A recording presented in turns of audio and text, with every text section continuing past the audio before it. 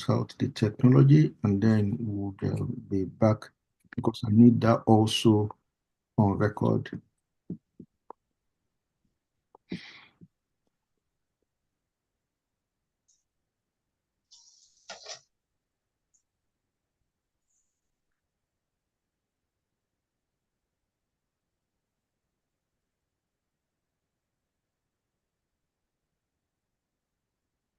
Anyway, I think I will just, it's still trying to load to YouTube, but I'll just go ahead and start. So this is, we call it reading culture dialogue. It's a, it's a citizen deliberative dialogue that is organized by the Literary Renaissance Foundation on a quarterly basis. And what we do, essentially, we bring stakeholders. We don't place the burden of experts on anyone that attend this panel, because I mean that places an unusual burden. So we just invite stakeholders in the education sector to come and talk about certain issues, salient matters that are affecting the quality of education in our country, as well as access to education. How can it be better? How can teachers be better at what they do, or get the kind of support they need to be able to give the best to the students that they are teaching? So we look at, because we operate in the education sector as an organization, so we look at some of the issues that can be maybe addressed to make the quality of education that have been transmitted to our pupils in school better, so that we can have a better society. We can have the Nigeria of our dreams, because we know that education is actually the bedrock of national development. And if we don't get it right at this end, then I mean, the issue of Nigeria being a developed nation will just be a mirage that will continue to pursue without realizing it. So we bring people like you, stakeholders, to come and discuss some of these issues. And I must also talk about the deliberation itself. It's a very structured deliberation. We pattern this after the Kettering Foundation's National Issues Forum. That's, I mean, an organization in the United States where they gather, just like we are doing now, regularly to discuss some of the issues affecting the United States of America, issues around racism, issues around socio-economic access for people, how they can improve the welfare of American people and get better governance and all that. So they have this, and there are so many of them really. But Kettering Foundation is one of the leading bodies that actually do these things in the United States. So we are using the framework to actually also do this in Nigeria, to see how we can talk in a guided and systematic context to address some of these issues, and then to profile insights, to profile experiences and solutions. And the beauty of what we do is that I think last week or 2 weeks ago, all the discussions we've had so far, I think we've done like is it 8 or 10 of these dialogues. We compile them because we usually develop a report at the end of this dialogue. We compiled all our reports, all the recommendations, all the discussions, even the names of those that participated, and we sent them to the education stakeholders in Nigeria. We sent them to the National Assembly, we sent them to the Senate, and then to the House of Rep. The various education committees they had. We also send them to the Ministry of Education, Federal Ministry of Education. We send them to SUBEB. We send them to all these bodies so that they can see these are what Nigerians are talking about. These are what stakeholders, parents, students themselves, and then even government officials, because we've had a couple of them also joining us. These are what they are speaking about. These are the solutions they are trying to profile to some of the problems, some of the issues affecting education in our country. And we've said that that's what we can do really from our own part. We've sent all those, and they actually were acknowledged that they've received all those reports. So whatever we are saying here today, maybe by the end of the year or early next year, we'll also compile all the ones we've done for, this year, and then we'll also send them again too, so that they can see these are what we are saying. So whatever we are saying here, we should have that sense of responsibility that we are trying to make a difference in Nigeria. We are trying to make life better, make the quality of education better for our pupils, our children, our wards, and our dependents. And let's see what we get from there. So, as I said, it's a very structured discussion that we're having, and we'll be starting with with what we call the ground rules. So I'll be sharing my screen now so that we can see the ground rules. I'll just need, because I think it's just 5 of this, 2, 3, 6. So I'll just need 6 volunteers, please, to read the ground rules for us, preferably among those who are the panelists today, but then anybody can read. So please, I need volunteers to read the ground rules for us. And after we've agreed on the ground rules, please, if you are not talking, can you mute yourself, please, so that we don't have unnecessary. I'll take. We are being streamed online. I'll take the first one. Kayode, Caroline. We are being streamed, so let's try and just, if you are not called, please, there's no need to speak. So that's why we also need these ground rules. So please, okay, we have Olashukolabisi, Samson, Daudu. Who is going to be the third? Who's going to be the third one for us? Number 3. Kayode. Okay, Kayode Caroline, number 3. Who's going to take the 4th one for us? We did number 4. Okay, I think we just have maybe the 3 of you just take 2 each, if there's no other volunteer. Okay, so please, let's start with the first one, please. Okay, so we can start. Once somebody is ready, please just pause so that you don't interfere. So let's hear from the first volunteer, then and on till we get to the end of it. Okay, ground rules. Focus on the options and actions we can take nationally and in our communities. 2, consider options. Sorry, ma'am. Just take one. Okay, just one. Yes. Next person. Shall I take it again? No, it's okay. We've had the first one. Let's somebody else take the second one, please. I think consider all options fairly. Okay, thank you. Next person, please. Listening is just as important as speaking. Thank you very much. Next one, please. Ground number 4. No one or 2 individuals should dominate. Thank you very much. And then the 5th one. Everyone is encouraged to participate. Thank you. Oh, okay. Well, you maintain an open and respect. Okay, thank you very much. So those are the ground rules for this, our discussion, our deliberation today. So do we all agree that we are going to abide by these rules, please? I need us to be in agreement.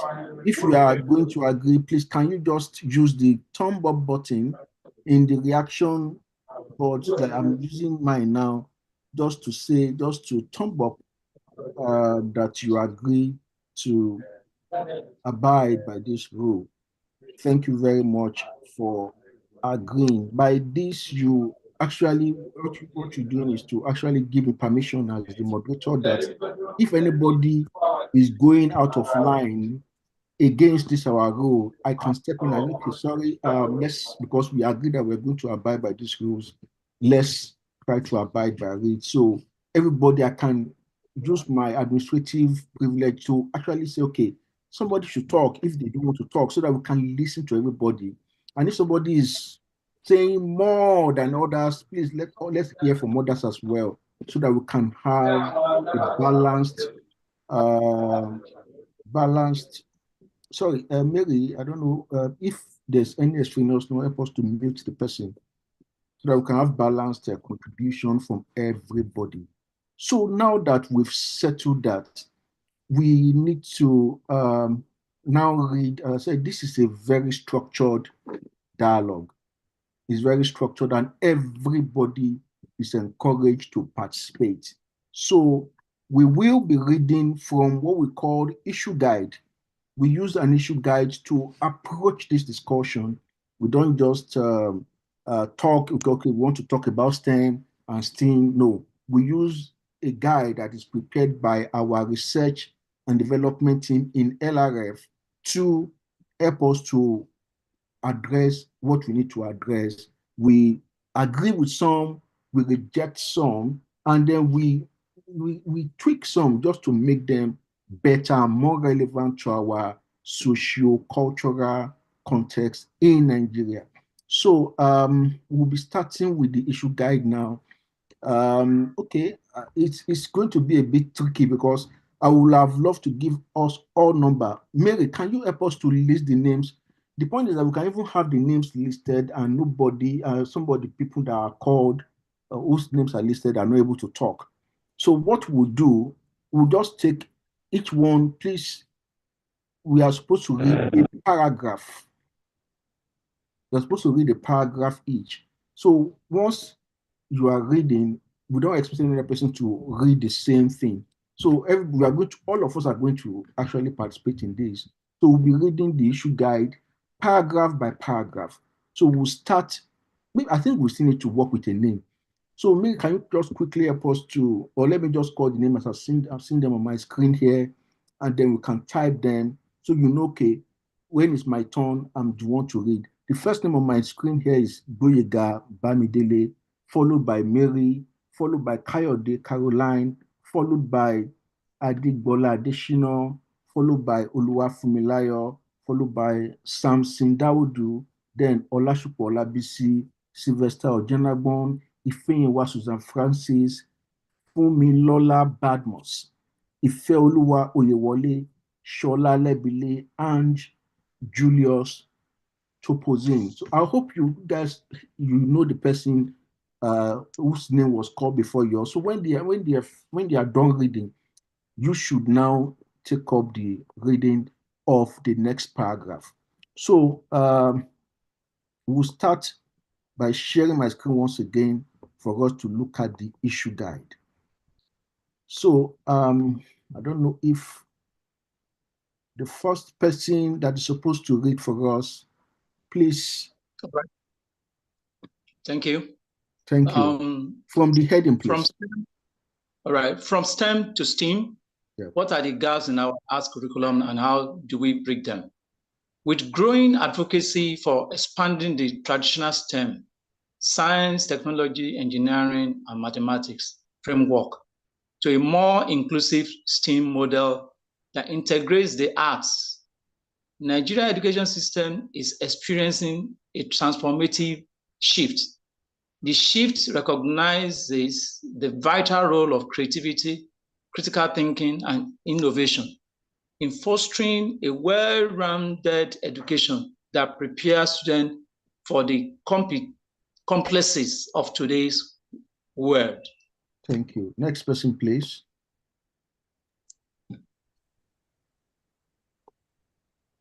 The incorporation of arts into STEM education is more than just a step. Research has demonstrated its tangible benefits. Studies indicate that arts education enhances cognitive skills, boosts creativity, and strengthens critical thinking. Moreover, it equips students with essential 21st century skills such as communications, collaboration, and problem solving, which are crucial for success in an increasingly dynamic workforce. Thank you. Next person, please. Reading from further. Further, an overemphasis on technical skills often neglects the development of important soft skills like communication and empathy. Thus, the need for a more balanced approach that integrates technical expertise and creative expression. Thank you. Next person, please.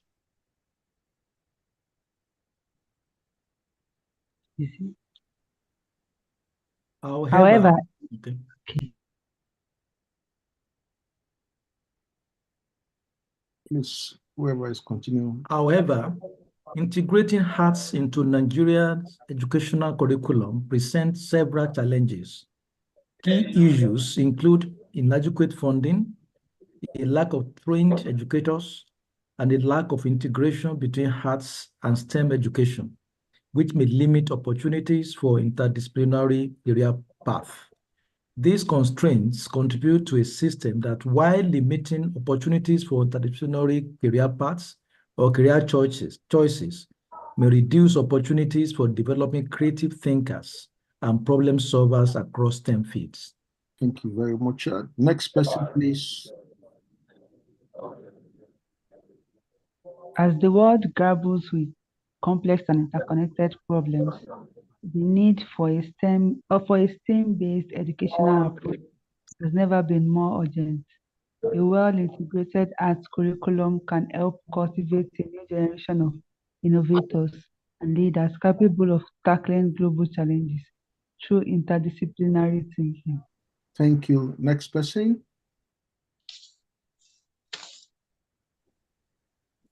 It is therefore important that the existing gaps are identified and addressed if Nigeria wants to establish a more inclusive, creative, and future-oriented education system. Hence, this public deliberative dialogue by the Literary Renaissance Foundation, LRF, to discuss the critical question, what are the gaps in our arts curriculum and how do we bridge them? Thank you very much. We'll pause at this point to discuss what we've just read. Then we'll start the order from the next person that's supposed to read after our last reader. So please, let's try and engage this portion of the discussion. What do you understand? What is your experience? What is your take on what we've just read? Do you agree with this? Do you have a slightly different or a totally different opinion about the issue of STEM and STEAM in Nigeria's curriculum? Anyone, please? Good day once again, everyone. All right. Yes, this is very interesting. I'm happy that I'm co-opted to feature in this kind of celebration. I will have the opportunity of participating in a radio program on STEM, communication STEM a few years ago. And to be sincere, I was really confused. When I got there, I met engineers, scientists, and I was marginalized, so to say, because I was in the arts and it seems I wasn't really relevant. When they were talking, the concentration was much on STEM. So I think this is a welcome idea. When I saw this STEM, I said, wow, this is good. Because now in my course of teaching, I've come across students in the sciences that are very creative writers. I had a student in the pharmacy department that I taught use of English. Through me, he developed his skills and writing skills. He won an essay award scholarship to study abroad from just writing and study pharmacy. So such things, and now that the concentration is now on STEAM, if it can really be harnessed, I think we really have more problem-solving abilities being abound, among our children, and they'll be more relevant in the arts. Thank you very much, madam. Okay, Olashupolabisi is raising her hand. Please, let's hear from you, please.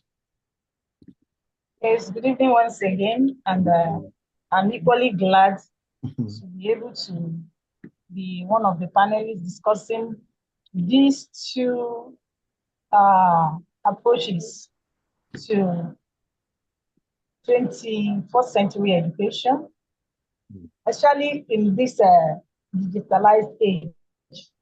Actually, STEM and STEAM are not totally new things. They are not totally new concepts. They are just being rebranded. And the nomenclature is just changing. Because I could remember in those days, while we were in secondary school, we used to have what is called Oscars in Oyo State. Yeah, that is Oyo State School of Science, Oscars, School of College of Arts and Sciences. There, students or learners are groomed into balancing both fields. And I could remember that in my secondary school days, right from Form 1, before the advent of 6334 education, right from Form 1, all the subjects are balanced. The field of arts, commerce, and the sciences, the syllabus or curriculum was structured in such a manner that from your Form 1 to Form 3, you are all encompassing. You take all the subjects as singular subjects, as disciplines, not the type of compressed syllabus we are having now, where you have basic sciences, technology, everything jam-packed, and all these other branches or disciplines are just the harm of one mainstream subject, thereby streamlining or favoring some above the other. I can remember that up to my Form 3, Yoruba and literature were core subjects of their core disciplines on their own. And students were able to have an holistic approach to learning. And before you now specialize, you have in-depth insights into all the fields. You are well grounded. You've learned the basics, to grapple the basics before you now have you are well equipped to decide that my skills are well honed towards this side or towards that side. So that's why I'm saying they are just old wine in new bottles, but due to events over the years and the expungement of some core hard subjects, especially history from our syllabus, I think STEM is now a much welcome development. The way STEM is being broadcasted now is much needed to rescue and to stop the marginalization that my friend experienced at that time. So thank you very much for that. Any other person willing to share the experience or the take around the integration of arts into STEM with us? What are your takes? What are your opinion? What do you think? Anyone, please? Hello, sir. Please go ahead, Mr. Boyega.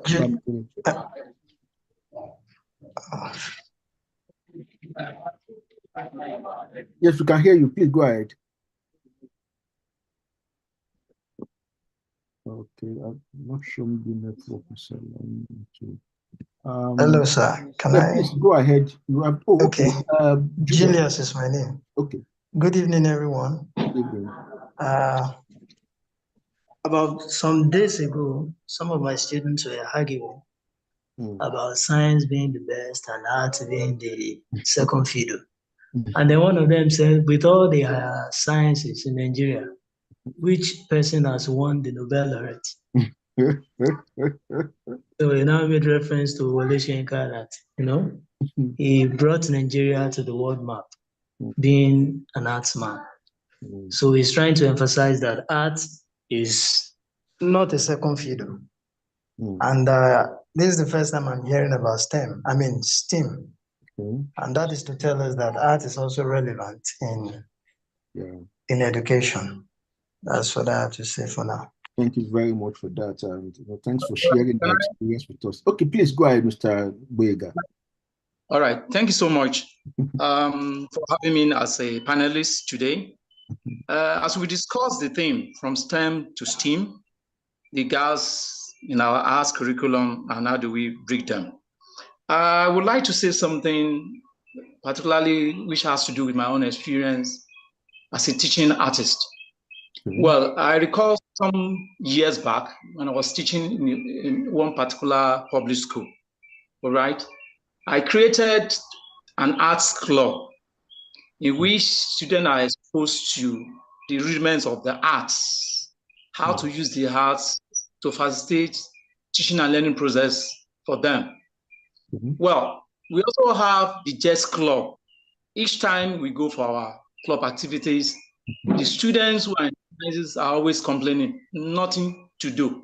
So they found solace in arts club because they are able to practicalize what they do. We go for dance, we have music, we have drama, drawing and painting, and all sorts. So when the science teacher discovered that the students are no longer coming for their jazz club, they are coming to the arts club, they started to complain. In fact, they started to beat them that they should all return to the jazz club. But unfortunately, some of the parents were like, well, we want you to actually study science. What are you doing in the arts club? Until some of them actually started to have that experience of what art has been able to achieve in their lives. I want to recall one of my former students who used to be in the sciences, but now one of the arts poetry performance in Abuja, Omawe Tunde in Abuja. I recall in one of his shows, he recommended me, he was talking about me, that if not for the fact that I encouraged him in the arts, maybe the sciences would have paid for him. So when it comes to art, it's all about creative thinking. We look at innovations, trying to come out from the ideas you have within and to communicate. So I want to believe with this discussion we are all going to be able to walk the talk, not just talking. Because I recall your opening speech, you said some of these materials are to be sent to the senators, policymakers, whatever. I pray it's not going to end there, like what they have done in the past. Anything we have come by at this discussion session, I think we have to walk that talk, to follow it to the letter, to ensure that some of the recommendations are made use of. Thank you. Thank you very much, Mr. Aguega, for that. As I mentioned, what we did up to our session in January, so this is a quarterly dialogue that we hold. So we just sort of compiled all our dialogues from, I think, November 2022 till January 2025, and we sent them to Abuja to various education authorities. So, I mean, ours is to do this. Theirs is the implementation, because, I mean, we are not the direct policymakers around Nigerian education system, but we will continue to also build all this dialogue. As we are talking now, we have note takers who are taking notes, and that will form the bulk of our report, and we will get to see them. We hope that, you know, along the line, somebody would take very serious interest in what has been recommended, and they will start to redress some of the things that maybe do not seem to be right in the education sector. So I think we'll just stop our contribution from at this point, while we continue to now explore some of the policy actions, some of the options that our research team, based on their research, based on their reasoning, based on the consultation, have come up with. We usually have 3 policy options to consider, and we are going to be looking at each and every one of them. Once we are done with one, we'll pause again, and then we'll discuss in detail our takes, our experiences, our opinion about them. So we'll start from policy option 1. So based on our reading roster the other time, who is the next person to read for us, please? Well, one of the want to go now. Please, we'll start from the option 1, please, from the heading. Okay. Option 1, strengthen funding and infrastructure of arts education. One of the primary challenges facing arts education in Nigeria is chronic underfunding and lack of necessary infrastructure. Many schools, especially public institutions, did not have well-equipped art studios, creative libraries, and digital tools to support artistic learning. As a result, students are often unable to explore their creative potential. Thank you. Next person, please. Reading from her. Where resources are provided, there is little monitoring to ensure their proper utilization, leaving students to learn in abstraction. Without sufficient funding and infrastructure, the integration of art into STEM education remains limited, restricting students from fully developing essential creative and problem-solving skills. Thank you. Next person, please, from another. Another anomaly is that art subjects are treated as second class to STEM fields. They are not accorded the same attention, support, or administrative oversight. Apart from fostering a sense of inferiority in those engaged in the arts and humanities, this neglect also has a ripple effect on society as a whole, as it makes the playing field uneven and limits vital contributions from those fields of endeavor. Thank you. The next person, please, from Air. This option holds that arts education should be adequately funded and that stakeholders, including the government, private sector, and educational institutions, should provide structure. However, not all schools in Nigeria might receive the required funding. Thank you. So now we read the policy actions that are recommended. So when you are reading this part, please read the action and then the drawbacks, the corresponding drawbacks for it. So you start from here and then you end here. So who is going to read next for us, please? Action. Can I take that? Yes, please. Just mention the action and then the drawback. Okay, actions. The Ministry of Education should increase budget allocation for arts education, ensuring schools have well-equipped art studios, digital resources, and creative workspaces. And the drawbacks. Budget constraints may delay implementation, and some schools in underserved regions may not receive adequate funding, leading to disparity in resource distribution. Thank you. Next person, please. Private companies in the creative and technology industries should collaborate with schools to fund arts programs, provide resources, and support extracurricular activities. The drawback.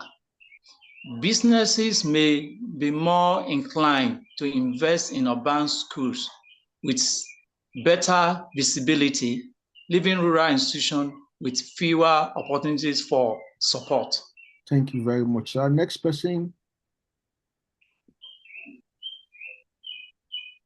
Education stakeholders should develop specialized training programs for teachers to equip them with the skills needed to effectively integrate art and STEM. The drawback, some educators may resist new teaching methods due to lack of familiarity with interdisciplinary learning, requiring that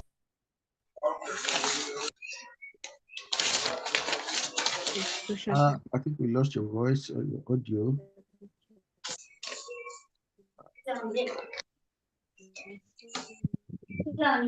Okay. Parents and community leaders to be engaged through awareness campaigns to highlight the importance of art education and support through funding and advocacy. Thank you. Drawback. Social and cultural perceptions that favor traditional career paths in medicine, engineering, and law is slow acceptance of art education as a valuable and viable career path. Thank you very much. So we've seen some of the action or policy actions that can be taken to try to address the issue of integrating STEM into STEM, and maybe just improving the quality of education in our country. So what do you think, what more can be done that were not reflected in these options that we just considered? And what would be the potential drawback? So please, when you are talking, okay, we should do this, you should also look at what would be the drawback for that, because for every option, for every action, there's a potential drawback why it may not work, why it may not happen. So we'd like to hear from any of us who have anything to say, please, concerning this.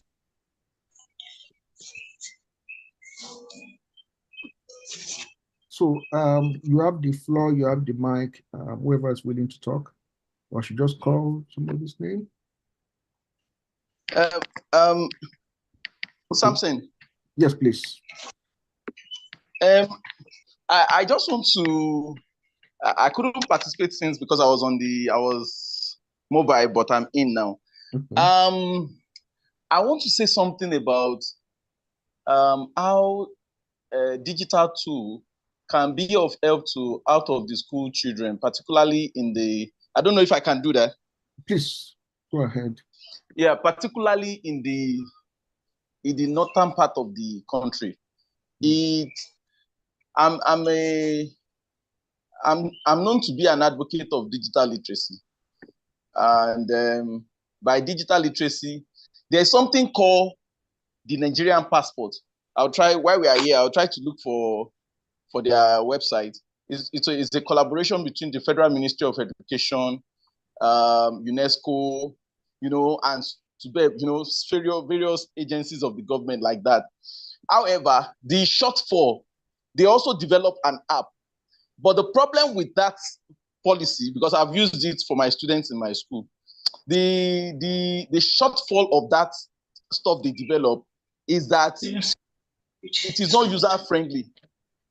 Can you hear me, please? Yes, we can. Please continue. It's not user-friendly. So my point, I want to suggest, since I have the opportunity to speak in this forum now, that each time we have all this, like as we speak now, we still have the IDPs, these displaced people.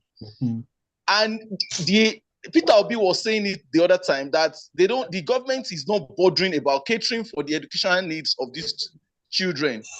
And if you look at their parents have mobile phones. So why not utilize the mobile phones that they have? Even these the normal analog phones. There are things on the buttons. There are ABC there. There is 1, 2, 3 there.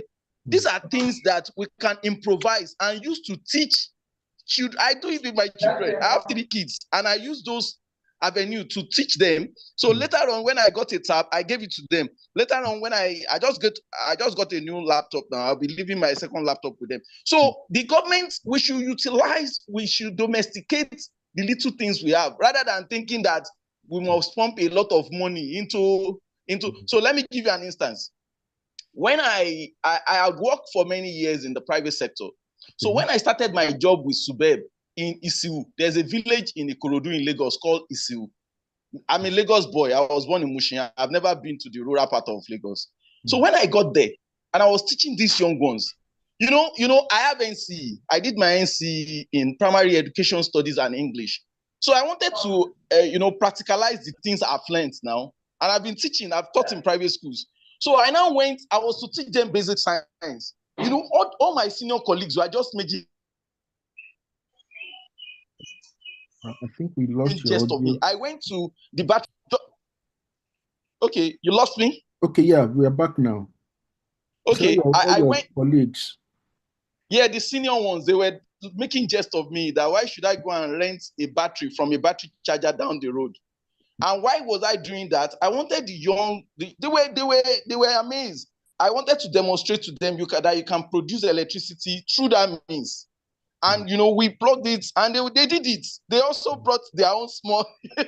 So like one of the panelists was saying earlier on, personally, my observation is that the funding for science over the years, in the last 10 years, had been more than that of arts. It's supposed to be complementary. It's not supposed to be. So, for instance, when the child is growing up, the child we choose what he or she wants to go for. So those are the 2 points I wanted to make, that the government should set their budget in a complementary manner, such that some huge chunk will go to science, huge chunk will also go to the arts. Then secondly, schools should not be shut down for any reason. Anytime a school is shut down, they should just move on to the online version. And this should be a policy statement all over the country. Thank you. What happened to those places where there's no digital penetration, where they don't have access to the internet? Sir, you see, I'm traveling as I'm speaking with you now, I'm in Lagos. Okay. See, don't let's be on the defensive side with government. Please, I want to beg you. Okay. I will explain what I mean by that. I lived all my life in Lagos. When I was going to go to the university, I went to University of Nigeria, Nsukka. I was in Nsukka campus. It was because I went to Nsukka in the year 2007 that made me to get 3 more SIM. Because when I got there, anytime it rains, there's no network. You understand? Yeah. But the situation had improved now because I graduated over 15 years ago. Now, if you go and, rather than just assuming that there is no network penetration, we shouldn't be making those sweeping assumptions. There is network. Glo, for instance, is in all the nook and crannies of Nigeria. I'm not advertising for them, but I'm telling you what I know because I'm a digital person. So, for instance, tomorrow, God willing, I'm traveling for a federal meeting in Ebonyi State University. And while I'm there, I'm going to give you the situation report. I've never been to Ebonyi State. My wife is from Abia, but I've been to all the other parts of the eastern part of Nigeria. But I'll be going to Ebonyi for the first time. I'll give you the situation report of what network is like there. So we should not be making assumptions. We should give the situation report of everywhere. Okay. So that northern part of Nigeria, for instance, I'm particular about that. The government there should be a policy statement that schools should not be shut down. For instance, during the fasting period, they shut down schools. One governor shut down school. Is that right? It's not done anywhere. I'm a Muslim. So even if you want to shut down the school, you should make the online version open, because it's not all the children that are Muslims. It's not all of them that are Christians. That kind of thing. Thank you very much. Thank you very much for that. I like the fact that, okay, you actually said we should look at how do we leverage what we already have in existence, such as the mobile phone that is quite ubiquitous.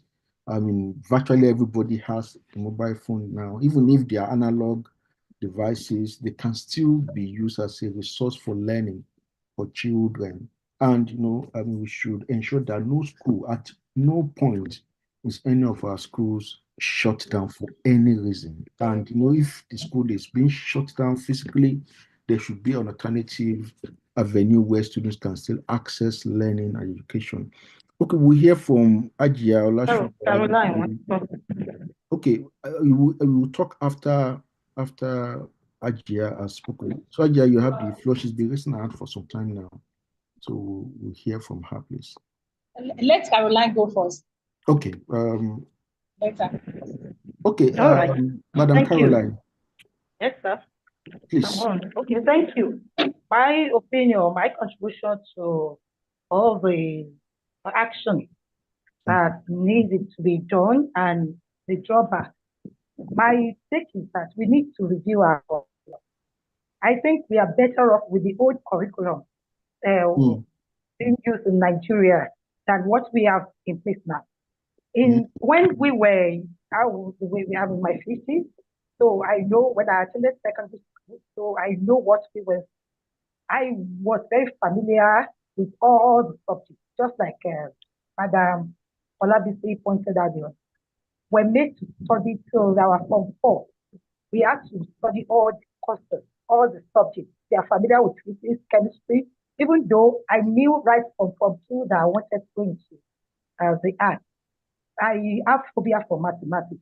So mathematics was just my own problem, my weakness.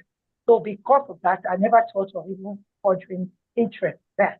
But I realized something. By the time we go into teaching and all these new courses, the one course has just been expanded. Now students in secondary school are made to study offer 17 subjects.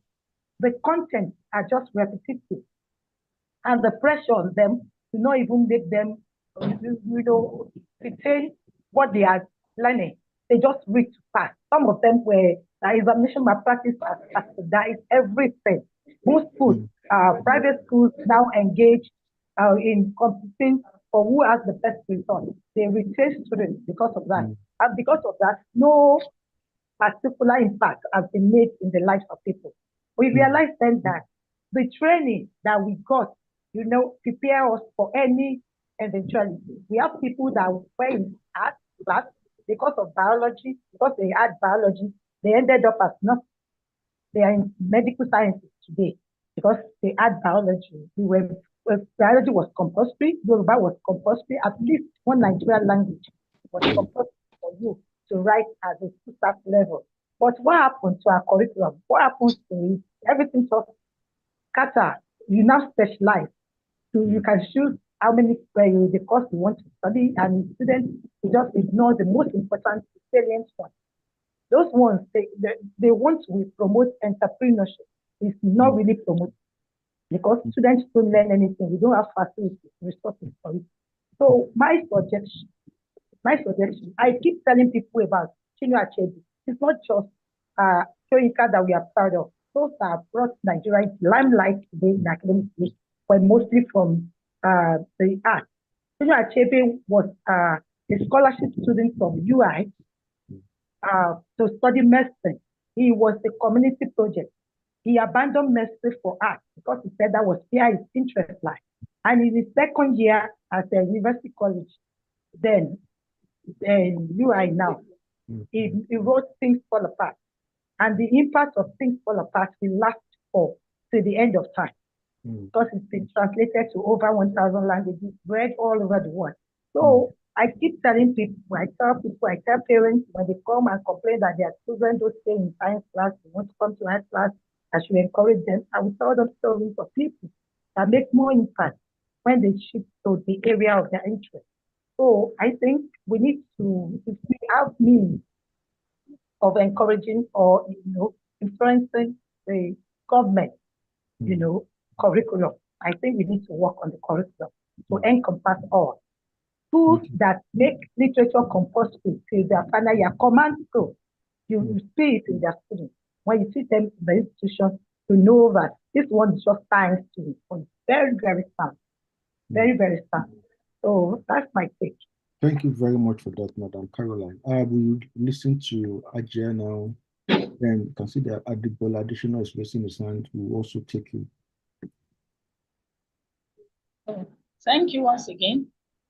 I would like to draw our attention to a particular action before I talk on the drawbacks.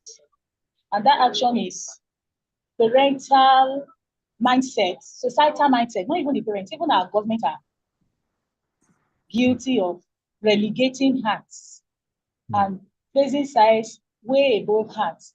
Way, way wrong. And that's where the modern problem we are facing with our educational system in Nigeria. That's where the whole problem lies. In my years of teaching, over the years, especially in, let's say, about a decade now, the emphasis is on sciences. You see students coming in, freshers to senior secondary school, and everybody wants to do science. In my former school, we have the 6 arms of the SS. 1A to F, A and B for sciences, C and D for the arts, and E and F for commercials.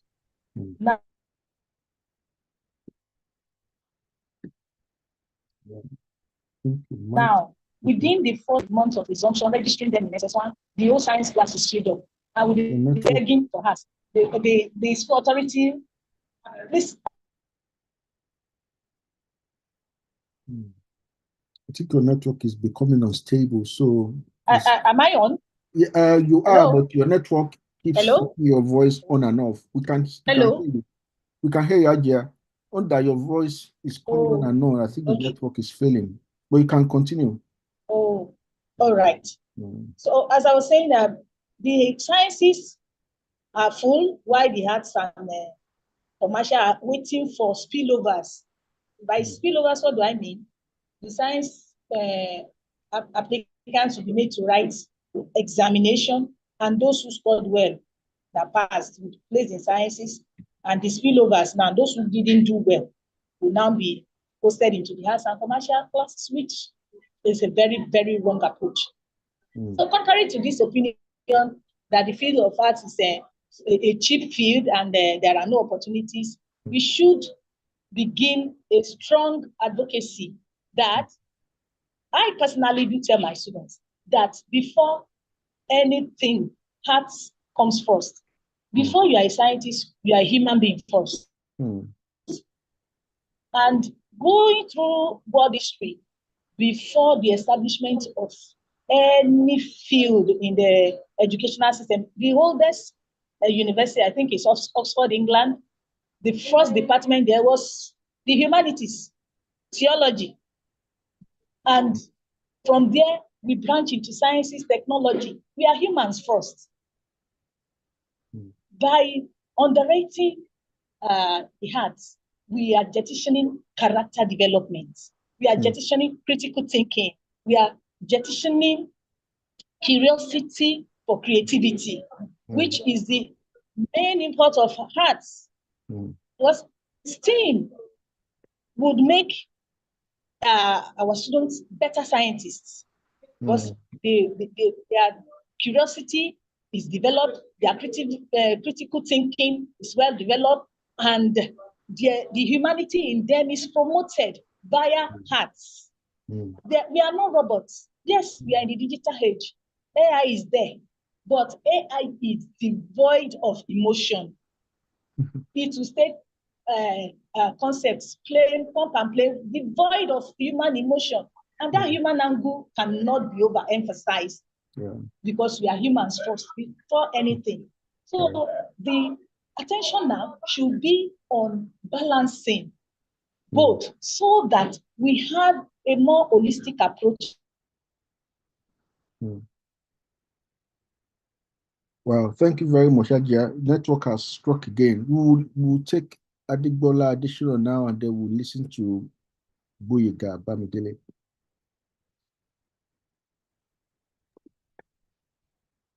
Thank you so much for this very interesting discussion and very informative too. So grooming our and groom them, problem solvers, not just robotic mind. All of emotion, they just drop. Please continue, sir. Okay, so continue. Yes. Okay, so I was saying that this has been a very interesting discussion, and all the people have spoken, they have spoken very well. And like the last speaker before the internet went against her, we're talking about balance. And I think that is very, very important. You see, when we come up with policies in our nation, we just go into those things headlong, and we hype them to the extent that the background, what actually built up to that even policy, is neglected. You will see that the big scientists of old, they were actually from the arts. And that is why people having, big physicists, they got BA mathematics, Bachelor of Arts, storytelling, a lot of things, creative thinking, observation, curiosity, and made them outstanding people, very round characters, not just one way. So we must not neglect that past. And that is why history is important, for people to learn a lot and to make it balanced. So I remember that in our secondary school days, our principal actually made literature compulsory of Form 4 and Form 5. And I look back at my colleagues today, many of them, it was like forcing them to do some that at that time. But thereafter, they found it because you have to, even when you are a scientist, you need to express yourself. Yeah. You need to express, you have to communicate your research and the outcome. How do you do that if you are not grounded in humanities? Yeah. Then, looking at the action and maybe background and the drawback, I would also say that we should recognize some champions of the arts to make sure that they are able to communicate and influence these policies. I'm sure, Dr. Wale Okediran. Yeah. Dr. Wale Okediran is a medical doctor, but today is more known as a writer. He's the executive secretary of the Pan-African Writer Association of Nigeria based in Ghana. So you have people like that. You remember Professor Anesi Okoro, who wrote One Week, One Trouble in those days, was a medical doctor. You had Professor Tunde Baja, who was in the sciences. He wrote a lot of books on the early learning science series for Africa. And those series, about 11 or 13 of them, I worked on them when I was working with a company in Nigeria. Wow. They were stories. And they were able to ingratiate the art of storytelling into maybe what they push and pull in physics, malaria, and things like that. And the products of that grounding, they are better rounded. They are rounded in whatever they do. So I think we need to look at champions. Dr. Wale Okediran is not only a writer, not only a medical doctor. He was also in the parliamentarian. Yes. So if you support people like that, who are not dogmatic about what they do, they can actually champion it. You will see that the university in Ondo State and some other places now, they are infusing literature into medicine. And Dr. Wale Okediran they are creating curriculum into some of these things. Yes. Yes, he's teaching now in those places. So there's a mesh of arts and the sciences. And that is what we should do. We should not neglect one. And they say this one is the best. And you have people all over the place now saying if you are not the engineer, you are not this, then you are just wasting your time reading and all those things and whatever. So on the social media, and then people who are reading literature, so they look like fools or they don't know anything, but their faculty is great. They can think better. So I think we need to do a kind of mesh for the two. What will be the drawback? Yes, sir. Maybe these people, they will be few and far between in the country. Yes, again, most of them are busy people. So you must be ready to invest and make them, you pay for them. Look at Professor Soyinka. If you want to take him to the US, to Dubai or something, it's a lot of money. But what is going to contribute to that society will be great. So that is what our government is. So it's not just spending small money and then you go up. If we see these people who can actually influence our decision, influence policies, and we're able to get them, and we're able to fund, I think we'll be best for it. Let me stop here, sir. Thank you very much, sir. But another thing, what about the pushback from even the students themselves? Because just like you mentioned, I remember when I was in UI, I studied English literature in UI. There were medical students who were mandated to actually come and take literature courses. And just like you're saying, and I think that's probably something that also Dr. Okediran himself must have enjoyed in that time. What about there's a pushback? And why are they forcing me? I want to study medicine, I want to study engineering. I forced me to go and study humanities. What about pushback from the students themselves or the practitioners? So, if you have to flow, sir, yes, I'm thinking that, see, that is the essence of what we are doing today. Creating awareness, trying to set the background and be able to sell it. You see, it's not going to happen overnight because there's a mindset, there's a focus that may not be right, that is on. So we need to, a person like, that's why I talk about the champions, a person like Professor Kediron and some other ones. By the time they talk, by the time there are articles, there are times there are lectures in some of these places. As I said, it's going to involve a lot of money. See, invite a person like Dr. Green and some other people, profs who medical doctors who are into writing. Take Marinho, for instance, Tony Marinho, people like that, they'll be successful. Take them to some of these places, let them give public lectures, let them be invited to the Senate and House of Representatives and speak. With that, gradually we are going to get this thing done. As I said, it's not going to be overnight, but we have to try. And we should not think that it's not possible. Thank you very much, sir, for that. I will take Mr. Boyega Bamdele now. Please, you have the floor. All right. Thank you so much. I want to appreciate all contributors so far. And I think it's a right step towards the right direction for what they have presented so far. It's sad and unfortunate. The level we have found ourselves in this country, that we have not actually given much energy into the arts. Our education system is a bit disconnected with the realities on ground. And it is time for us to shift our focus to what really matters, that is skill development, knowledge, and professionalism, which can contribute to development. We've been exposed to modern education, but at the same time, we shouldn't lose sight of how we could have blended the best of both worlds. That is our traditional education, that is indigenous education, which has the core principle of hands-on programs, practical demonstration, and community-based. The challenge is how to modernize and adapt the knowledge to the changing world while integrating formal education.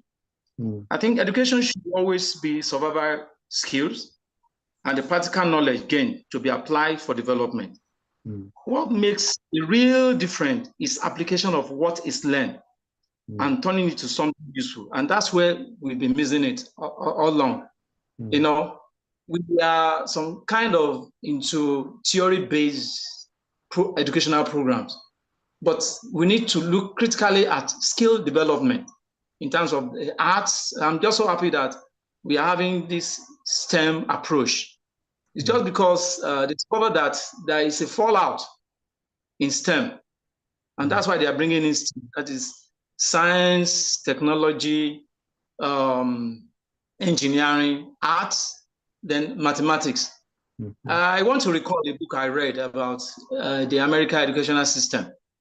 I think it's on a tripod.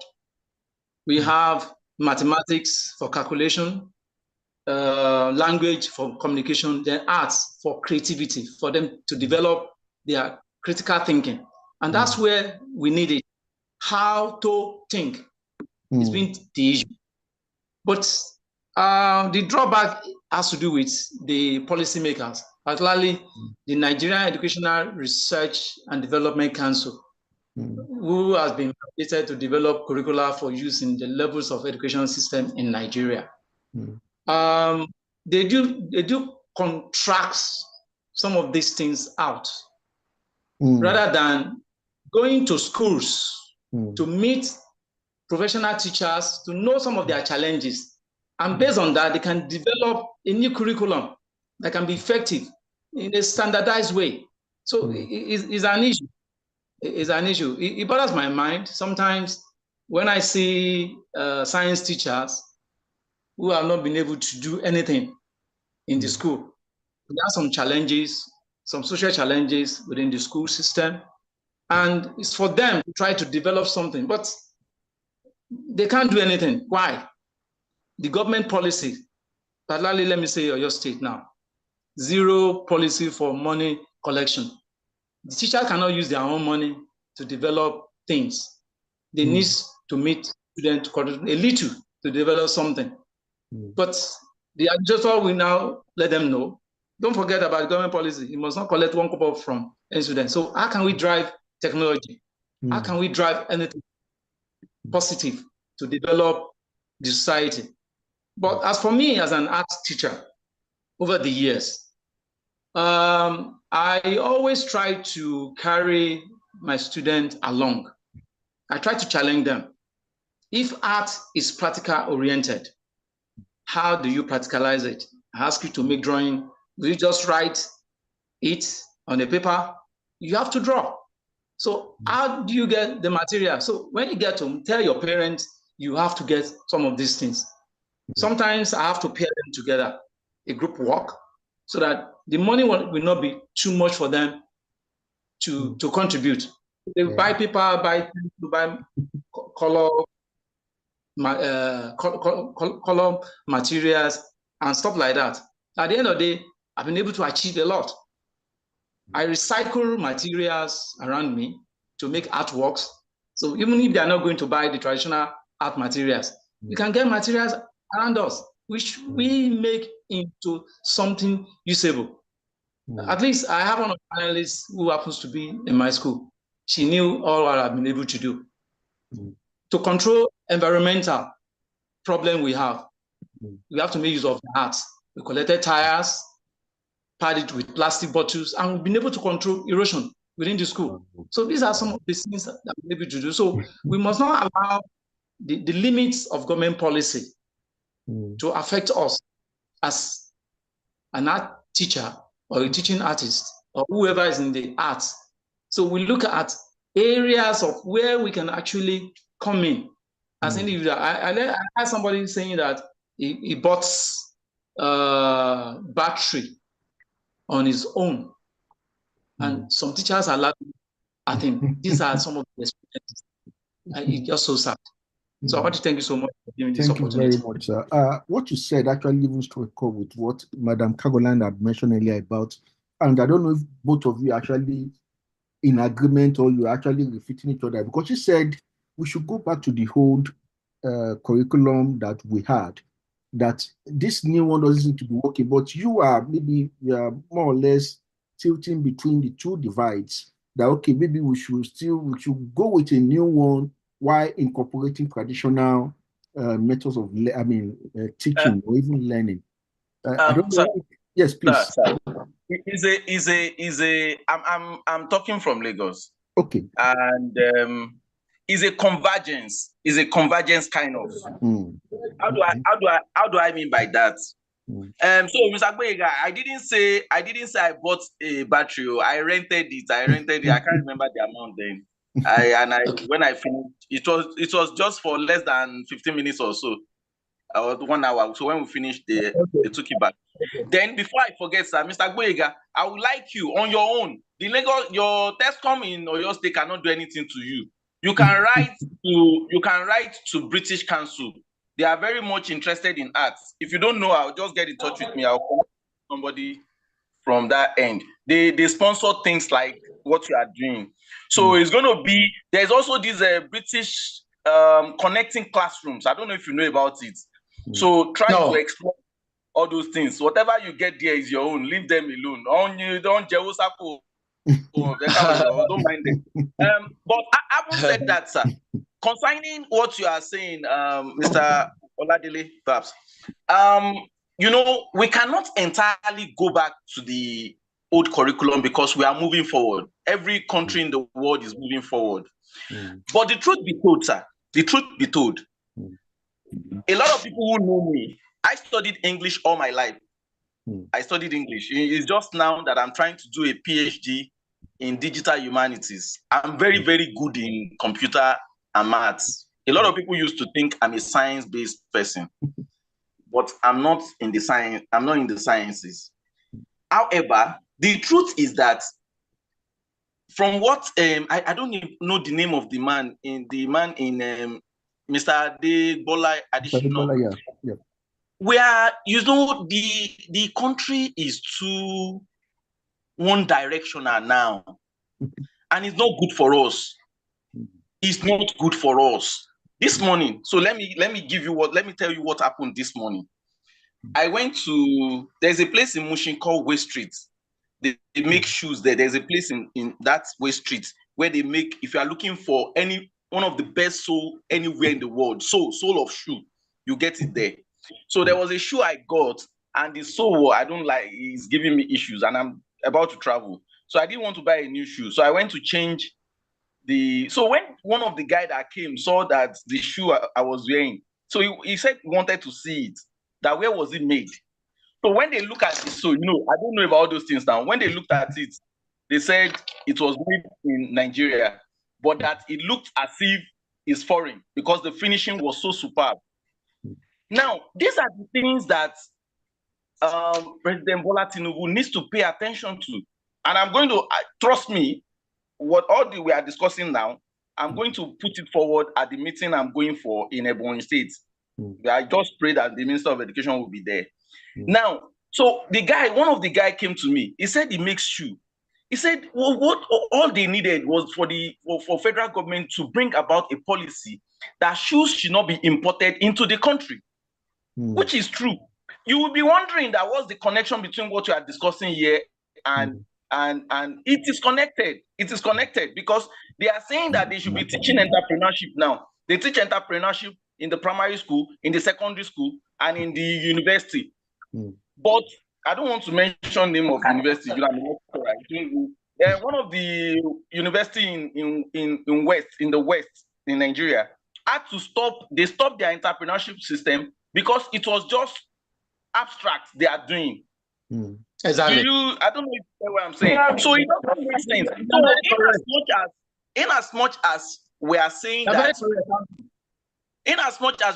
that, we want to have a measure, it's not that we are going back to the old curriculum. No, we are still running the 6334 system, but we want to run it in such a way that there won't be emphasis on the sciences than in the literary world than the commercial.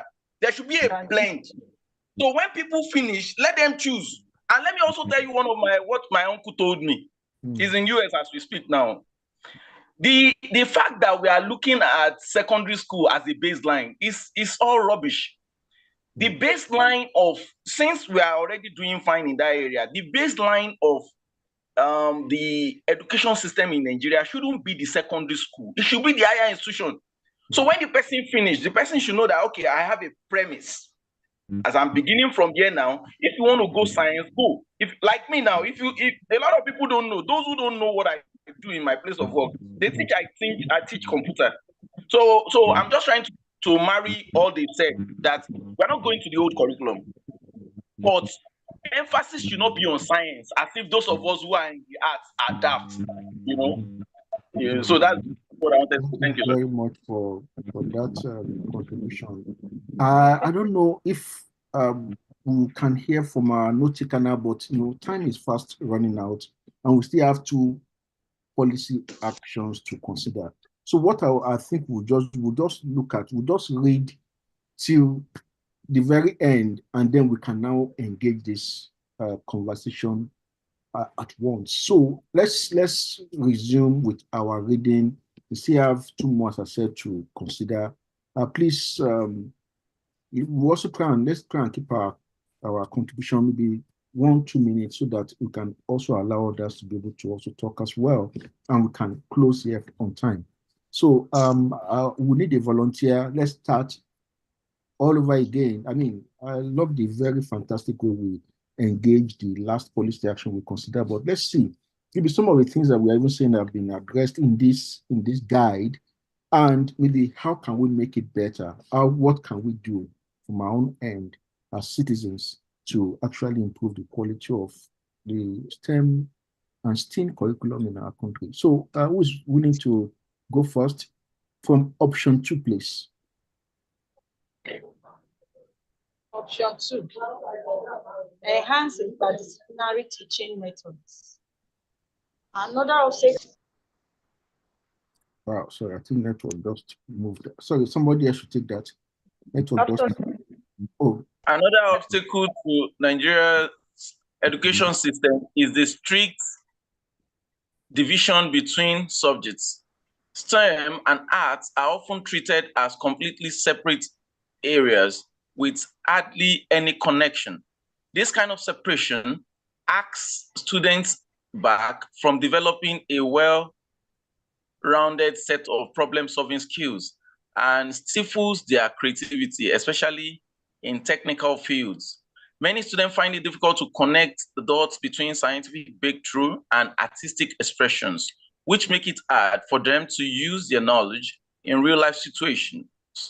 Consequently, they end up graduating with either solid technical skills but lacking in creativity and communication, or the other way around, which creates gaps in their workforce readiness. Additionally, no, sorry, somebody else can take that. Additionally, traditional teaching methods in Nigerian schools tend to lean heavily on rote learning, prioritizing memorization over critical thinking. This approach discourages students from thinking outside the box when it comes to solving problems, especially in STEM subjects. Without a more integrated learning environment, students might find it challenging to keep up with the changing job market, which increasingly seeks individuals who can blend analytical skills and creativity. Thank you very much. Next person, please. This option holds that interdisciplinary teaching approaches should be enforced to integrate arts with STEM subjects in a way that fosters creativity, critical thinking, and problem solving.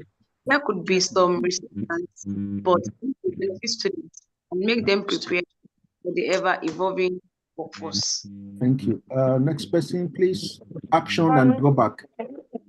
National curriculum should be revised to encourage cross-disciplinary projects where students apply both artistic and scientific skills to solve problems. Drawback: teachers and school administrators might resist change as they are accustomed to traditional subject separation. Thank you. Next person, please. Schools should introduce hands-on learning experiences, such as design thinking, storytelling, and visual arts into STEM subjects.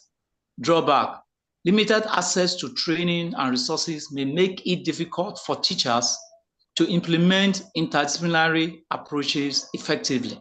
Thank you. So next person, Worship. Any volunteer? Partnerships should be formed with creative industries, tech hubs, and innovation centers to expose students to real-world applications of interdisciplinary learning. Drawbacks: access to industry professionals may be limited for students from low-income neighborhoods and backgrounds, further widening the socioeconomic shams. Okay, thank you very much for that. I think we'll just dive into the option 3, and so that we can discuss them all together because of time. Please, who's willing to take this for us from option 3, and then you stop here at industry? All right. The option 3, expand career pathways and public awareness for the arts. A significant challenge in Nigeria's education system is the limited recognition of arts-related career opportunities. Many students are unaware of the diverse and lucrative careers that integrate art with STEM fields, such as digital design, animation, game development, and architectural visualization. This lack of awareness is likely due to societal perception that prioritize professions in engineering, medicine, and law over creative industries. Thank you, sir. Somebody else, please take from here. As a result, students with artistic talent often abandon their interest in favor of more traditionally respected career paths. Further, career guidance programs in school rarely highlight opportunities the creative economy, leaving students with a narrow perspective on their future. Thank you very much. Next person, please. This option holds that career guidance and public awareness campaigns should be strengthened to highlight the value of art-related careers. This method will take time and will require sustained efforts to be fully implemented. Thank you. So somebody else should help us to take the action and the corresponding drawbacks. Actions. Schools should establish mentorship programs where students can connect to professionals in art-related careers such as graphic design, animation, and multimedia production. Drawbacks. Access to industry professionals may be limited, especially in rural areas where creative industries are less developed. Thank you. Another person, please, from media. Media campaign should be launched to educate parents on the potential of arts-related careers and their importance in the modern economy. Drawbacks. Some communities may resist shifting away from traditional career expectations. Thank you. Next person, please. Another volunteer. Universities and vocational institutions should expand their programs to include interdisciplinary courses that bridge arts and technology. Drawbacks. Institutions may require additional funding and expertise to develop and sustain course offerings. Thank you very much. So we have two policy options matched together so we can save time, because I'm already looking like to 6 already. And what are your takes? What do you think about some of these policy options? Are they doable? Can they be, I mean, do they even sound realistic looking at the Nigerian social, economic or cultural milieu? How does it affect us? Okay, Mr. Daudu, you're raising your hand. Please, you have the mic. Okay, so it's 5:36 now. I'm trying to time myself. I'm happy to inform you. You know, the interesting thing about the interdisciplinary nature of things now is such that you can use it to make money for yourself. I am telling other teachers, I've been to conferences.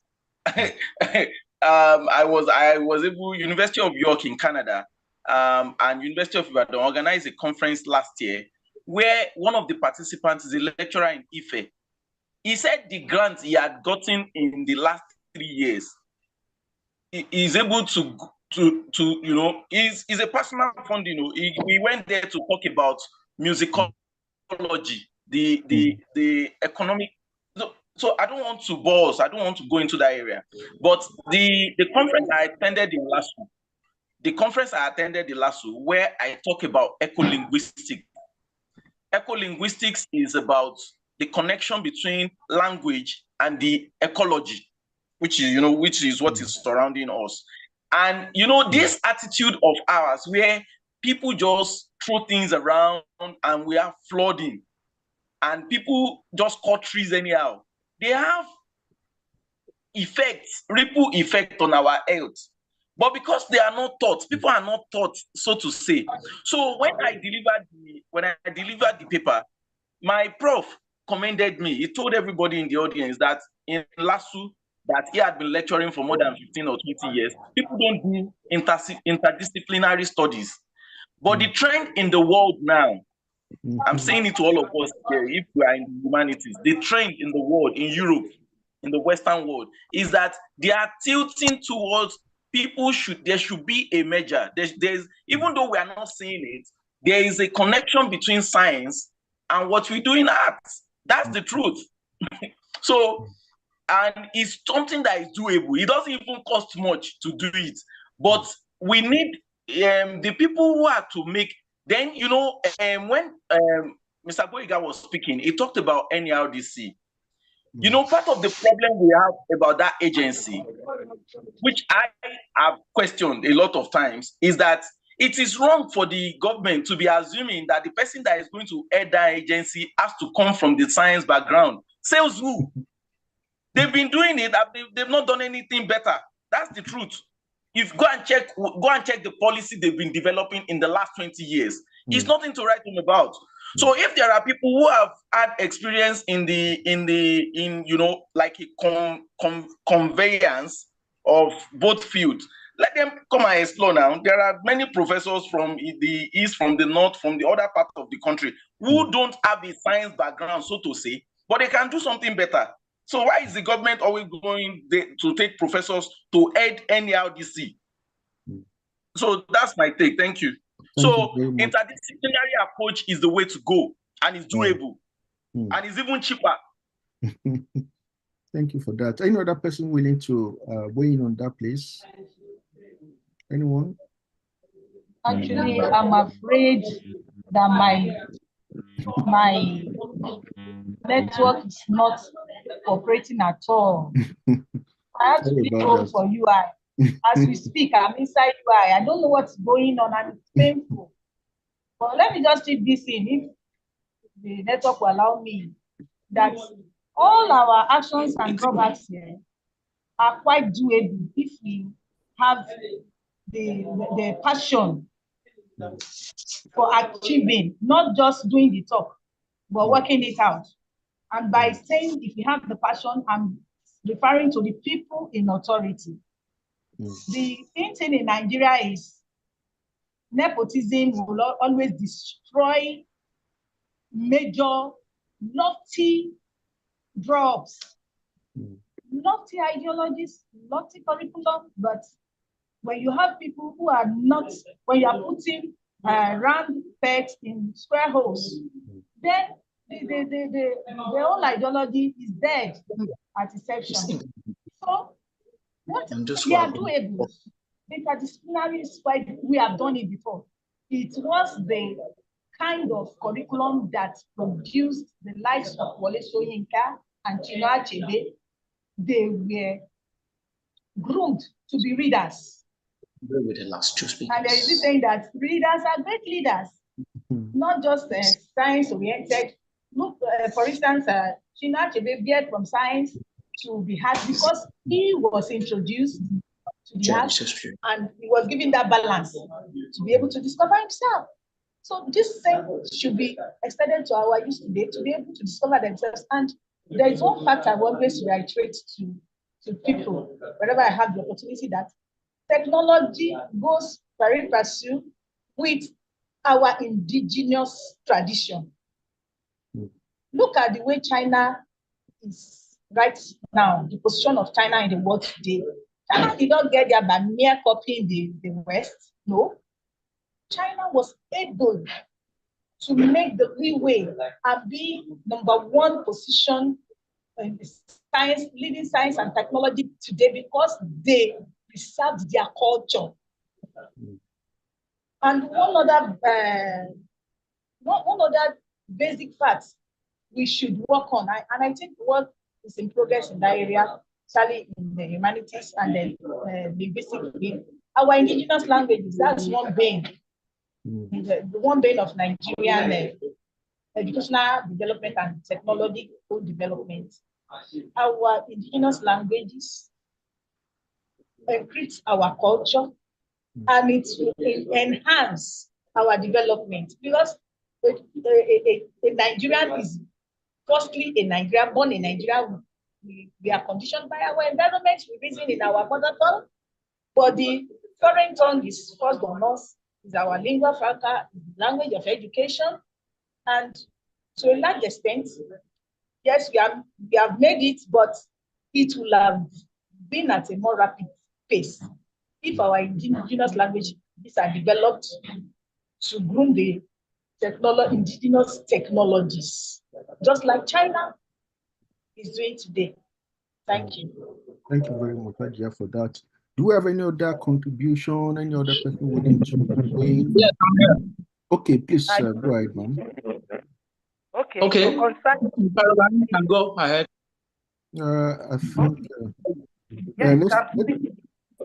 Yes, I want to speak on the action of school to introduce add-on learning experiences, such as design, storytelling, and visual.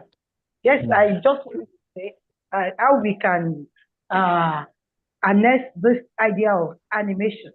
Is the real thing now, and the youth, especially the adult, the teenagers, they are so much to it. That we can help it to encourage and blend and promote STEAM as an art, because his storytelling form in digital format. So, when indigenous stories. Digital stories, pop culture. So you have to that's the time when room in the art for you to be able to do. So when you are trained to start to promote flyers, was it Mr. The one of our panelists that was talking about his experience as a trained English tutor, but he's very versatile, very good at computer, internet, information, IT.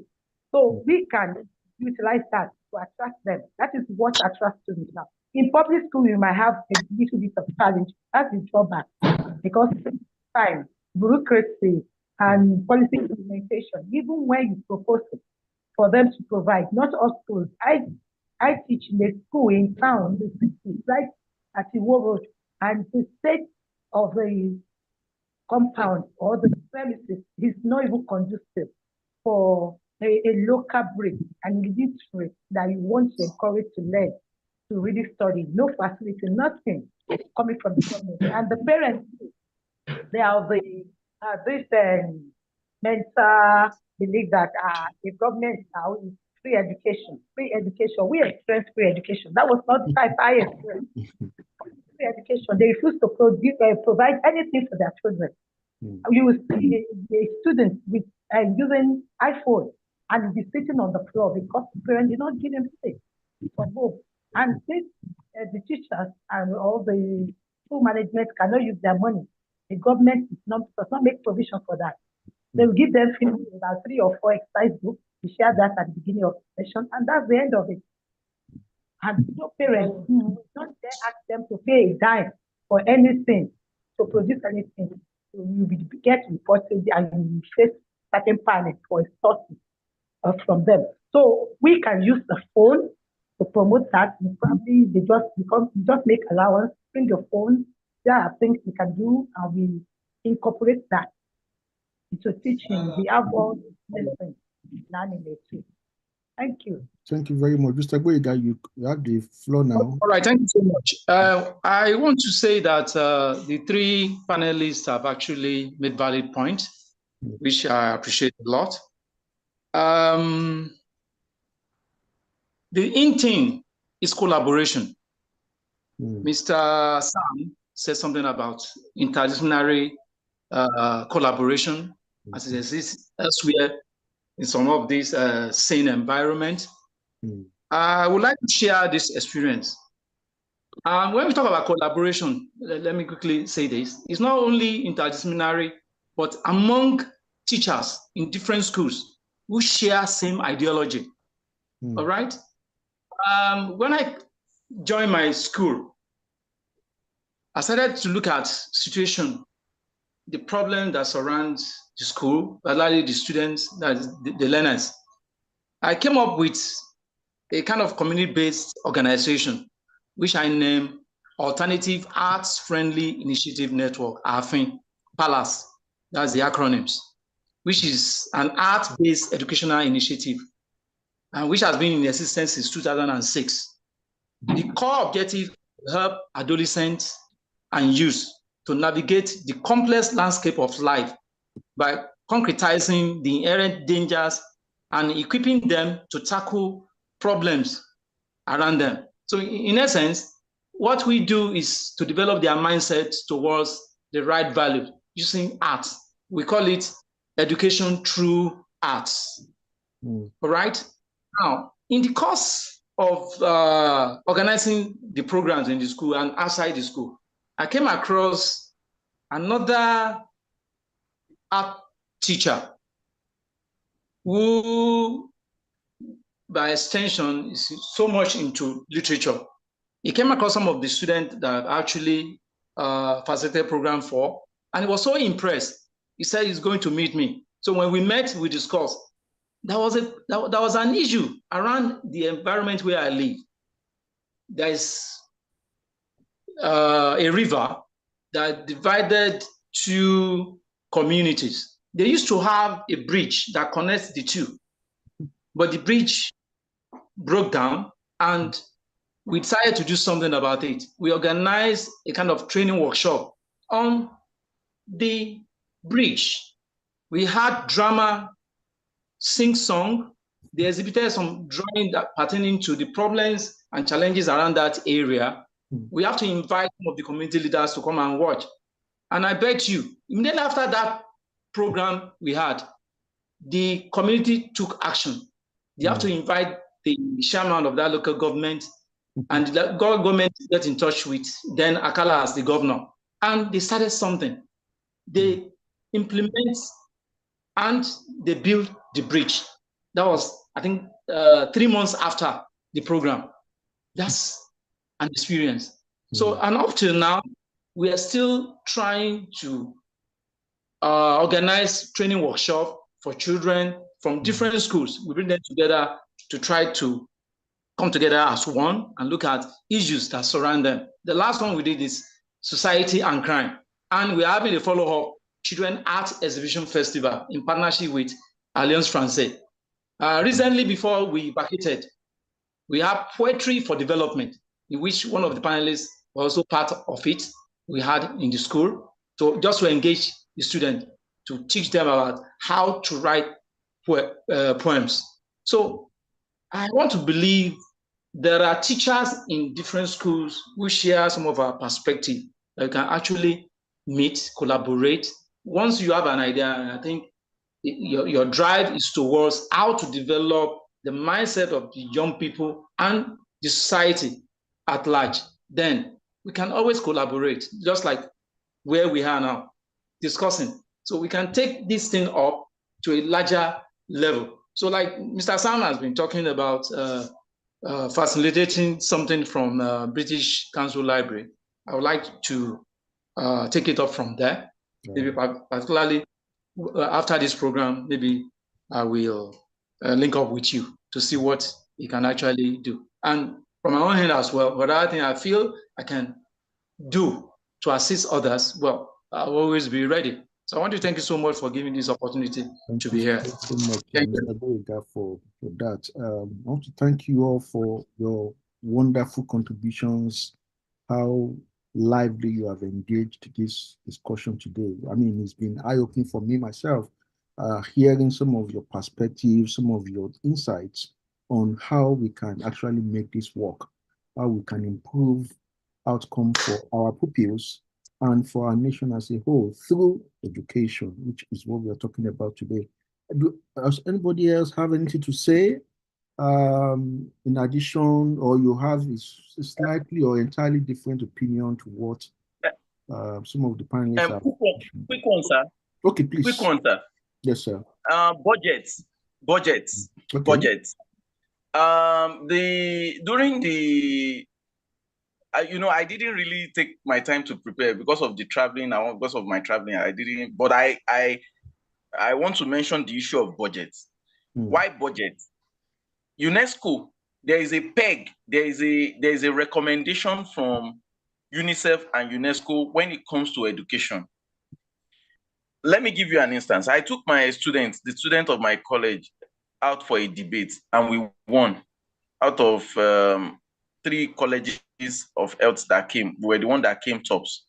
When we were talking, I told them that the United States government spend billions of dollars on rhetorics. Rhetorics is the ability to speak. To speak convincingly to an audience, to buy them to your side. It's persuasive speech. They don't buy it in the market. You don't buy it in the market. So, and it doesn't have to do with, most of the time, you see those politicians when they talk freely. Why? Because it has been imbued into their education system. They spend money as much as Trump is trying to do a lot of rejigging with the USAID. You will not see him go to the funding, the federal funding they give to rhetorics and composition. So in the same manner too, the federal government, please, in your report, write it there that the recommendation, we're not even close to it. The recommendation is 25% of the budget. We're not close to it at all. The only state in the federation that is close to it is Lagos State. And that of Lagos State is not up to 10%. I remember this because I was interviewed about 3 years ago in a radio station. So it just occurred to me now that the federal government, during the time of Jonathan, during the time of Buhari, they were spending money on security. And there was this guy on Nigerian Info, I've forgotten his name now. I think he works for Transparency International. He was always talking about the fact that you need to spend money on education. If you have educated people's mind, they won't go into some of these things they go into. Sure. So please, in the report, it should be written there that even if we are not close to, I don't have the fact, but I can tell you that this government now is not doing close to 10%. And that's not fair.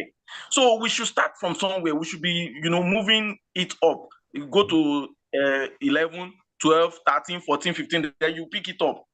Thank you very much. That's my suggestion. Well, thank you very much for that, Mr. Sampson. Any other person willing to add to what has been said, or you have a different view you would like to share with us, or maybe an entirely something else that you feel we should actually also take into consideration as well? Anyone, please? Okay. Well, just a final note. Okay, please. To the government, I'm directing this to our government. I'm charging them to give equal attention to STEM and STEAM towards creating the needed balance that will foster well-rounded learners. There is a very high need for this on the part of the government, so that they structure their budgeting in such a way that both are given equal attention and equal facilities. When you go to schools, when you talk of facilities, the first thing that comes to mind is equipping the science laboratories, biology, and the likes. Relegating the school's library. Thank God to bodies like LRF that have been going around to create reading awareness and donating books. Go to our public schools. The libraries are obsolete. I'm saying it with authority. I've been a teacher with your TESCOM for the past 20 years. I came on board TESCOM 2005. And in all the schools I've taught in, at least I'm in my 5th school right now. The only school that could boast of a standard, acceptable library and courtesy collaboration of the government and the old schools is Aberdeen College. That is because it's even within the school, the University of Ibadan. I'm saying not, I said acceptable, sort of. Every other school, some don't even have any room for library, set aside for the library. So makeshift. Books are donated, nowhere to keep them. So the government had to do a lot to balancing STEM and STEAM. Then, for our parents and the general society, we should know that there is a need for reviving our cultural norms. So, and it's only through STEM that we can develop and build characters of our youth, develop their characters, and at least rescue them from the bane of social disorder that we are facing now, Yahoo, and all these social vices. I remember when we were growing, the first assignment in school, in our primary school days, is all these our cultural poetry, chanting. On the assembly ground, every morning is our mantra. We chant it to remind us of the sons and daughters of who we are, to remind us the importance of character. Exactly. Please, am I still on? Yes, you are, please. So on the part of the society, we've got a lot to do to ensuring that STEM really is entrenched and is practicalized in all facets, even beyond the walls of the school. Then to teachers, the onus rests so much on us. The passion is not there. Thank God for Mr. Boyega. Teachers like him, I'm not saying this because it's one of the panelists here today. Teachers like him are dwindling out, and he will soon retire from the service, and it's painful. Wow. Passionate teachers who are selfless to go into their hearts, delivering and really sacrificing through their own even personal resources to ensure that these children are rescued and they are instilled with virtues and cultures and norms. They are dwindling by the day. And I salute him. We need more of him. We should be passionate about our jobs. The onus of rescuing the society is on us. Development of the society rests on the teachers. And that is only achievable when we are passionate and committed to our work. Thanks. Thank you very much, Ajia, for that. Any other person willing to say anything before we Yes, I would like to do a closing remark. Okay, Mr. Boyega. Bamdele Adegboyega. Well, let me quickly take this. I want to quote Socrates. He said, I cannot teach anybody anything. I can only make them think. So as teachers, we are not just teaching. We want to make those students think. And that's why lies the energy to drive development. So we must make them to think. So it is not enough to have brilliant ideas. We must implement. We must create tangible impact. I want to say that the world doesn't reward those who know the way, but those who walk it. So let us try to shift from just talking about the solution. Let us, all of us there, and others who are not with us, who we can actually get in touch with, to be the solution provider. So anywhere you find yourself, try to make impact. Make it. Thank you so much. Thank you very much, Mr. Boyega. What a way to actually make a closing remark. Thank you for that very thought-provoking piece you just said there. Fumi, can we listen to you and the team now taking the notes? Some of the notes you've taken from our deliberation today. Do you mind sharing that with us? Yes, sir. Good evening. Good evening.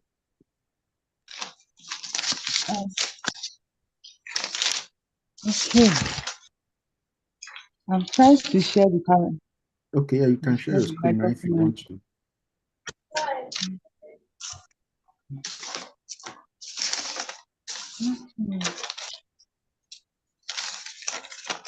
The beauty of, as I said, we compile this and then we send to, and then we also give them the links to the YouTube video where they can watch all the deliberations, because all these deliberations are in one particular playlist. So it's easy to watch everything, even download them if you have the facility to do that on YouTube, so that you can listen to what stakeholders across the years have said in terms of how do we improve our education, how do we improve access, how do we better the offering that we are giving our students now, even to the teachers, how do we ensure the welfare of the package? Because I think there was a time we talked about teacher retention and attrition. What do we need to keep teachers retained so that they can continue to, to give their best to the students they are teaching? So, and all those reports, they are with the authorities. We'll still try to send more to as many of them as we get to know. Okay, now, I know that we need to also send a copy of that to the Nigerian Education Research and Development team. So we'll also send to them, and as many of them as we get to know from time to time. So thanks for bearing with us, and thanks for sharing your insights, your experiences, and your wisdom with us. We hope that sooner or later, all these things will start to bear fruit, and we'll see the result in our nation. Fumi, are you ready for us now? I don't know what is going on right now, but like this thing is it a system or the note itself? It's my phone that I have. I have it on my phone, but like using Zoom to share is what I'm having issue with. I don't know. You should be able to share if you have and none of your team members around to also maybe on that. Okay, if we are not able to share the notes, I think we'll eventually get to see that if you are in our WhatsApp group, please, you can join the WhatsApp group. And we usually, as soon as we have any update, we usually drop them in the WhatsApp group for anyone to be able to see. So on our website, and that's LRF website, you can always catch up with us to see what we've been up to. The website is literalrenaissance.org. Renaissance as in a French word, which means revival, resurrection, and rebirth. So that's I'm trying to see if I can just share the website with us so that we see. And then this website. So if, we are not able to hear from our note takers, eventually you'll get to read some of the reports on the website as soon as we are done with them. And then the video, the recordings of all these are events, they're also on the website. Okay, these are a team of volunteers. Okay, here's where you get to see the reports, because we share the updates of what we're doing. Yes, and here, there are 3 videos. If you scroll down on the home page, the first video is usually our monthly book reading, which is, and then this, I can't even say how many videos we have of this monthly book reading, which we do, or we hold every first Sunday of the month. And then this second in the middle is this deliberation that we're having now. So at the end of this meeting, it will be updated, and this very meeting will be the one that will be top of this list or this playlist. And then the last video that you see on our website is the one where we go to schools across the nation to go and talk to children, the pupils, about the importance of reading and why they should cultivate a good reading habit. So, I'm sure with that, we should be able to catch up, and then we'll have recap if we need to. So, I want to say thank you to everybody who has been part of this deliberation today. You've really, really made our day. And I believe by God's grace that, the more we engage like this, the more we talk like this, we share our opinion, the better it will be for our nation, because someday, sometime, somebody will get a hold of this and say, okay, well, let's make a difference in this sector. Let's make a difference in this aspect of our education, looking at the curriculum, looking at the dispensation of even the teaching itself, and even the practitioners, the teachers who are the ones actually the custodians of this knowledge that are sharing with our students, just to make them better and then to make our nation great. And, so all this will not be in vain by the grace of God. And all of us will live to see that dream Nigeria where we always desire to, we always desire for it to look like. So I want to say thank you once again for joining us. We look forward to seeing you guys I think the next one we'll be having will be in the month of July. We do this every 4th Saturday, but I think we will now start to do it on the second Saturday, because we usually hold our monthly book reading on the first Sunday. So it makes it a bit difficult for us to do back to back. So we look forward to seeing you guys second Saturday in July. So from here, I want to say thank you, and see you guys at the next book reading in the month of May.